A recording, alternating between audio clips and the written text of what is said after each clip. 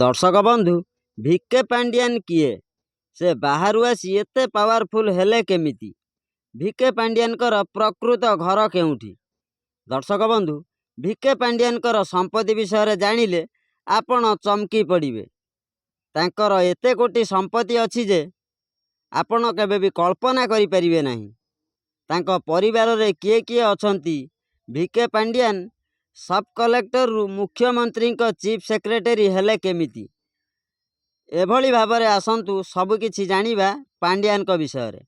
ସାରା ଓଡ଼ିଶାରେ ଆପଣମାନେ ତ ଭିକେ ପାଣ୍ଡିଆନକୁ ବେଶ ଭଲ ଭାବରେ ଜାଣିଥିବେ।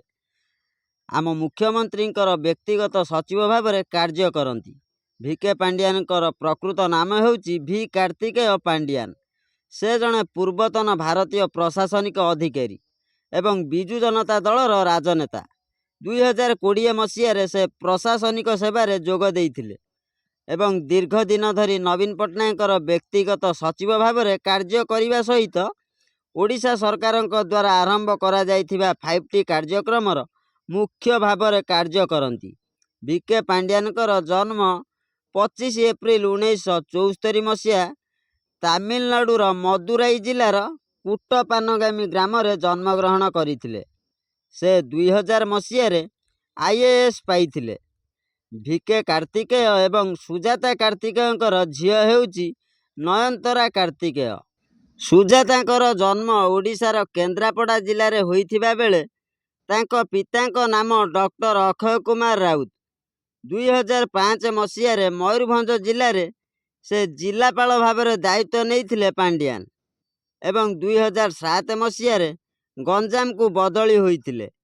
2011 ମସିହାରେ ନବୀନ ପଟ୍ଟନାୟକଙ୍କର ମୁଖ୍ୟ ସଚିବ ହିସାବରେ ନିଯୁକ୍ତି ପାଇଥିଲେ ପାଣ୍ଡିଆନ।